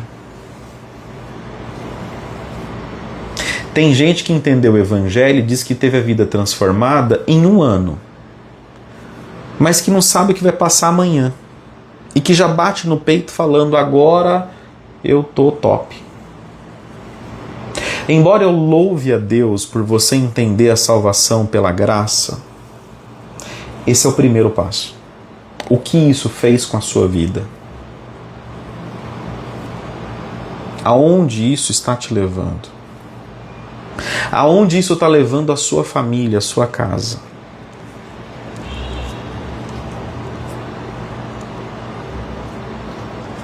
É isso. Alguém quer fazer alguma pergunta? Sobre o que é a igreja liberal, eu vou fazer um vídeo sobre, mas no começo da live eu li um artigo muito rápido sobre o que é, tá? Igreja Liberal, eu falei pouco aqui e vou fazer um vídeo a respeito, tá? Alguém tem alguma outra pergunta? Fiquem à vontade, meus irmãos.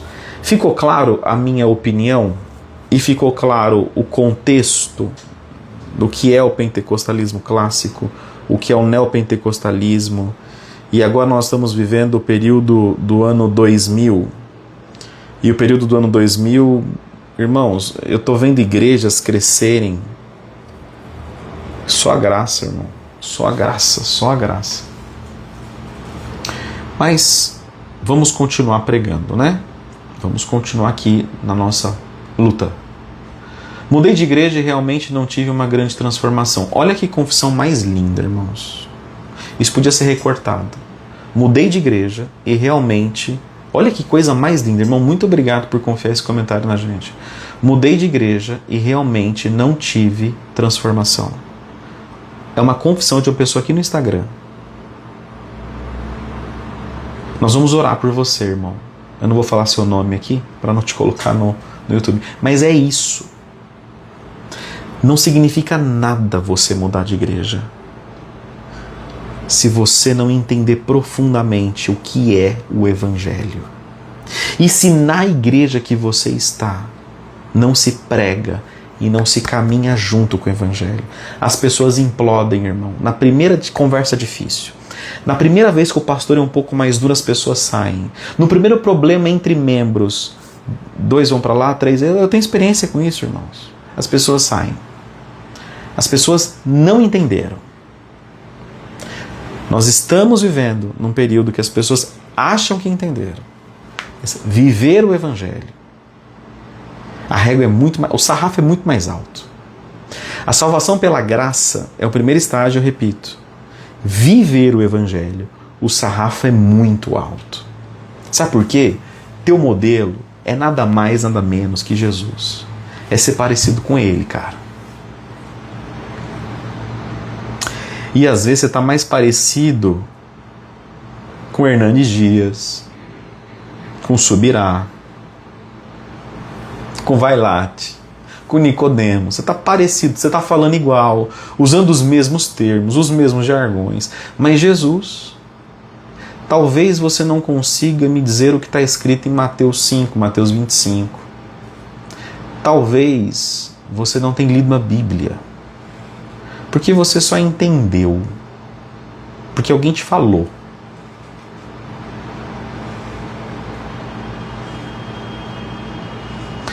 Uma pergunta aqui no Instagram. Podemos querer que a comunidade mude para que eu queira que o Espírito... Porque eu queria que o Espírito Santo agisse nas pessoas para ele ver que ela precisa de Cristo e não de resposta para si mesma, independente do local que não salva. Irmão, a minha resposta para você é: você já pregou o Evangelho para você mesmo? Você sentiu que o Espírito Santo transformou os fundamentos da sua existência? Você está ardendo por falar de Jesus pura e simplesmente? Então somente pregue. E deixe o restante com o Espírito Santo.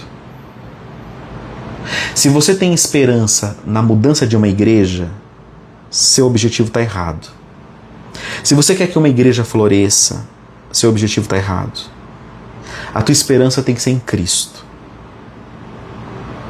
Qualquer esperança fora de Cristo é uma esperança vazia, falida, miserável, diabólica.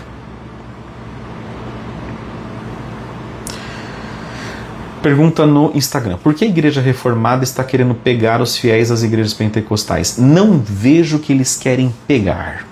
Eu vejo que eles têm uma estrutura acadêmica que encanta pessoas que viveram numa ignorância, e há uma escassez de igrejas pentecostais com a mesma estrutura. Assim sendo, as igrejas reformadas, elas têm uma capacidade de absorver você, encaixar você em grandes eventos e eventos constantes da própria igreja, e o academicismo, ele te retém ali. Ok? A liberdade que as pessoas sentem quando saem é do julgamento humano.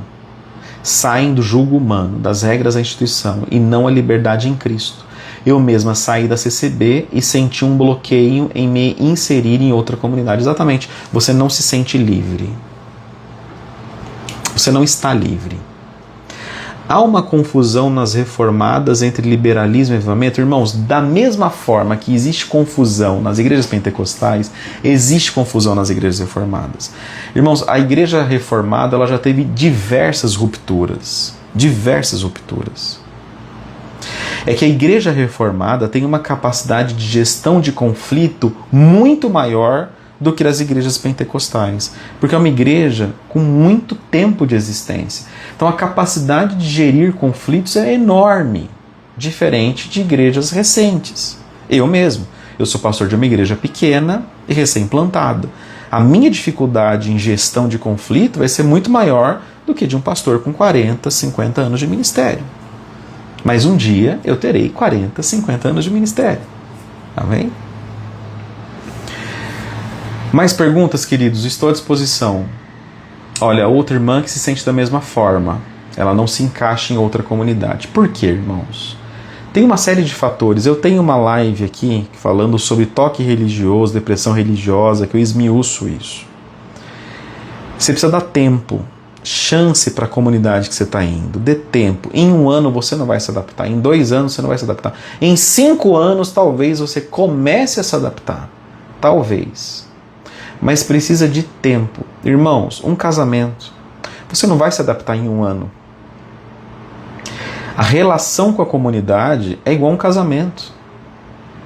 O seu filho, você tem que se adaptar numa vida com filhos. Toda adaptação com o novo, ela é progressiva. Ela é progressiva.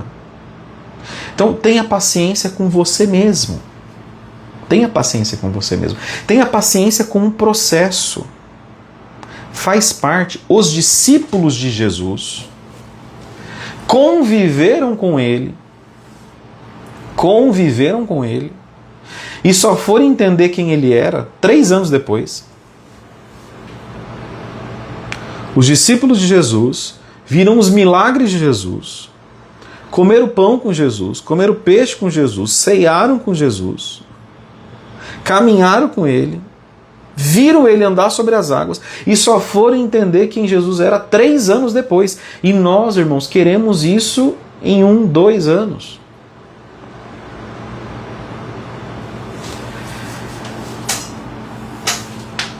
Tá bom? Mais alguma pergunta? Fiquem à vontade, meus irmãos. Eu vou carregar aqui mais 5 minutos, tá? 5 minutos aí respondendo vocês. Fiquem à vontade para perguntar. Então, deem aí um tempo, tá? Calma, vai dar tudo certo. E outra, não desistem facilmente, insistam. Vai por um caminho, vai por um mesmo caminho. Tem gente que um dia está numa igreja, outro dia está em outro, depois está em outro, está em outro. Está mais perdido que tudo. Está mais perdido que tudo. Dê chance. Vamos lá, Instagram, mais alguma pergunta? E venho no YouTube. YouTube, alguma pergunta? Eu vou encerrar primeiro no Instagram, depois encerro aqui no YouTube. Então, Instagram, mais alguma pergunta? Vamos aguardar um pouquinho, irmãos. Gente, eu quero agradecer a todos vocês que estiveram comigo até aqui. Poxa, uma bênção, né? Uma bênção tê-los aqui comigo mais uma vez. Me sinto honrado. Orem por mim. Vamos lá. É difícil sentir pertencente a igrejas reformadas por causa dos jargões que nasceram falando. Procure uma igreja pentecostal clássica, boa. Você vai encontrar. E outra, por que igreja de grife? Cara, quantos de nós procurou a igreja da Porta de Ferro no bairro da nossa casa? Às vezes tem uma igreja com porta de aço na rua da sua casa, extremamente simples, que é uma bênção. Nós que saímos da CCB precisamos da grife. Precisamos da grife. Bom, quanto ex-CCB, principalmente, saíram e foram para uma comunidade no bairro, simplesinha ali. Nós precisamos da igreja que tem não sei o que, tem não sei o que, tem não sei o que, aquilo aparato e papapá, papapá. A gente precisa de um monte de... Irmão, quanto? Irmão.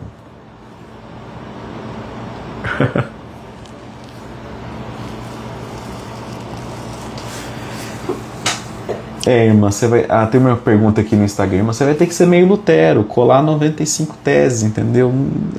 Eu entendo a sua luta, minha querida. É que existem vendedores de esperança hoje na internet que são delicadíssimos, né? Delicadíssimos. Mas é isso. Bom, Instagram sem perguntas. YouTube. Alguma pergunta aqui no YouTube, irmãos? Ô Galáctico, você tá aí, meu irmão? Benção.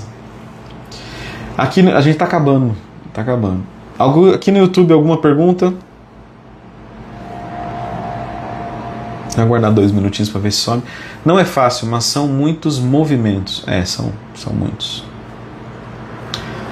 Gente, no YouTube nenhuma pergunta, então eu me despeço do YouTube. Tá bom? Deus abençoe vocês, até o próximo. Eu volto aqui no Instagram vendo se vocês têm alguma pergunta, tá?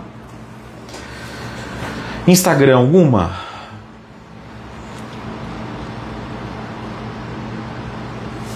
Nossa, eu não sei lidar muito bem com o YouTube. Fica subindo comentário depois que você encerra a live? É normal? Sei lá. Bom, geralmente vão... Deixa eu ler aqui. Aos que saíram da CCB, geralmente vão caminhando para o cessacionismo, como gerir a razão e a emoção. Então, normalmente essas pessoas, por terem vivido um trauma muito grande numa igreja neopentecostal, vão migrar para o outro polo. Ele só vai voltar à razão quando tiver o primeiro choque emocional lá. Por quê? Se eu saio por um choque emocional, eu só vou retroceder através de outro choque emocional. Entende? Então, o equilíbrio, ele deve ser na busca pelo conhecimento. Eu buscar pessoas que equilibram isso, mas normalmente os que saem de denominações neopentecostais saem de um extremo e migram para o outro extremo velozmente. Poderia dar uma dica para quem sai de uma igreja neopentecostal? Qual o primeiro passo? O primeiro passo é procurar uma igreja bíblica próximo da sua casa, se houver. Depois, estudar sobre o pentecostalismo clássico, para que toda essa desconstrução aconteça na sua cabeça. Porque uma vez no neopentecostalismo é muito difícil. É muito difícil. Você fica com muitas verdades na sua cabeça. Então, estude sobre o pentecostalismo clássico, procure uma igreja e permaneça ali, tá bom? Como se dedicar ao estudo bíblico sem deixar a parte espiritual? Meu irmão, essa sua pergunta é boa. O estudo bíblico, quando bem feito, ele vai aquecer a sua vida espiritual, ele não vai te esfriar. Ele não vai te esfriar. O problema é que na internet há pouco conteúdo de orientação e muita competição. E nessa competição haverá esfriamento. Agora, quando você estuda a Bíblia no íntimo, com uma pessoa séria, com um grupo sério, com um grupo de pessoas sério, numa igreja séria, isso vai ferver sua alma. É que na internet esse ambiente, ele é um ambiente hostil e de competição. É uma igreja querendo ser maior que a outra, é um professor querendo ser maior que o outro, é um querendo ter mais like que o outro, então só vai lidar com polêmicas, só vai lidar com atração de engajamento, e isso vai colocar a galera em confusão. Tá? Gostaria de fazer um curso com você. Como faço? Tem alguma turma para esse ano? Tem. Ela começa dia 30 de março. Chama no direct aqui, tá bom? Vai ser um prazer ter a irmã com a gente. Se não encontrar uma igreja bíblica, como fazer? Irmã, normalmente se encontra. Mas se a irmã não encontrar uma igreja bíblica, torne-se esta igreja bíblica. Torne-se essa igreja bíblica. Vamos lá. Como agir com familiares que não entendem a saída? Principalmente família de ministério. Tenho familiares anciãos, cooperadores e eu saí. Bom, se o irmão é casado, a sua família é sua esposa. Então você não tem muito o que sofrer, né? Quando o irmão fala ancião e cooperador, pode ser seu pai, pode ser seu sogro. Se o irmão é casado, é uma sua decisão, você é o sacerdote do seu lar. Ponto. É isso. Eles não vão opinar no carro que você vai comprar ou no dia que você vai atrasar um tipo de boleto. A decisão é do sacerdote da casa. Rompa o cordão umbilical.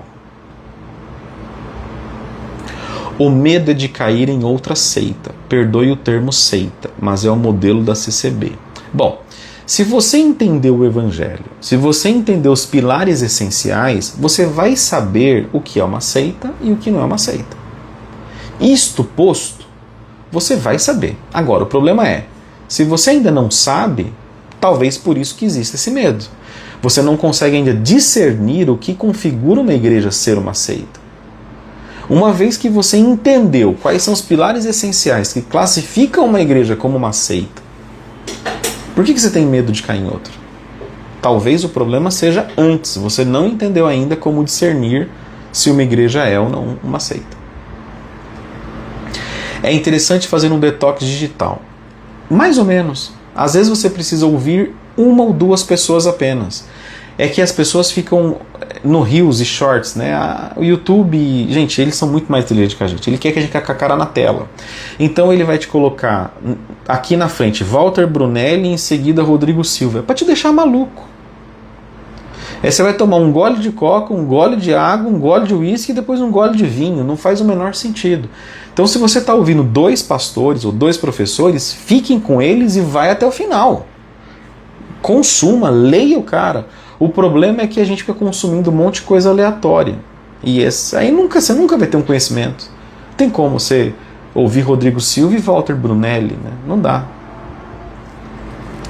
Você não vai desistir dos encontros da Lexi,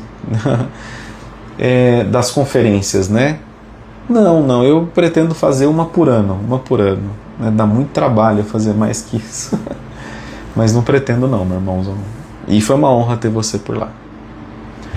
Acho que eu respondi todas aqui no recorde mundial, hein? Respondi. Não, tem mais uma. Eita, vamos lá. O que fazer quando despertamos e sabemos... Eita, calma aí. O que fazer quando despertamos e sabemos o que temos que fazer? Orar, ler a Bíblia, etc. Mas não conseguimos ter constância. Não sei se tem a ver com o assunto. Cheguei agora, mas tenho essa dor. Beleza. A constância, ela se dá por disciplina. A disciplina. O irmão provavelmente não é indisciplinado só com a vida espiritual. Provavelmente, ou a irmã, né? Talvez você é indisciplinado com tudo. Com tudo. Então a sua disciplina, muitas vezes ela é no jeito que você come, no seu trabalho, nos seus estudos. E parte da sua indisciplina também está na vida espiritual. Você precisa de um acompanhamento.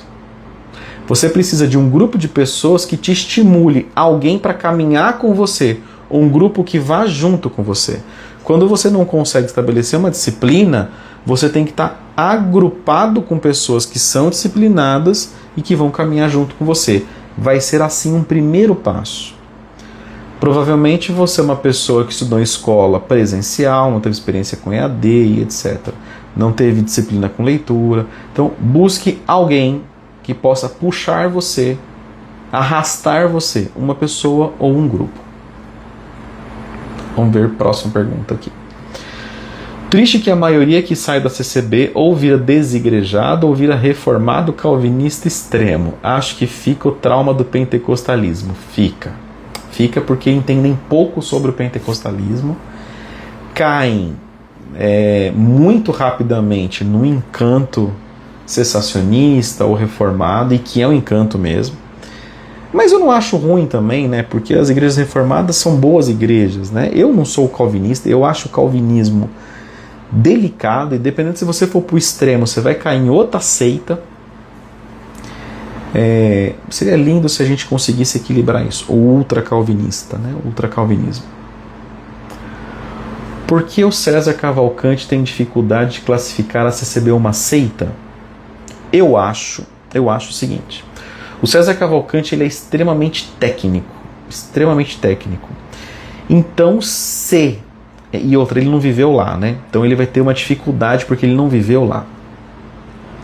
Se ele não vê claramente num documento ela rompendo com Cristo ali tal, no tete a tete, oficialmente ele vai ter essa dificuldade. Ele não vai classificar.